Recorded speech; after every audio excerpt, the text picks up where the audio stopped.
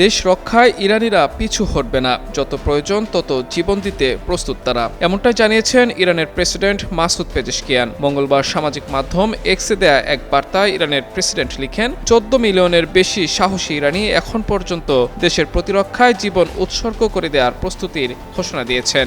আমিও ইরানের জন্য আমার জীবন উৎসর্গ করেছি, আমি আছি এবং ভবিষ্যতেও থাকব।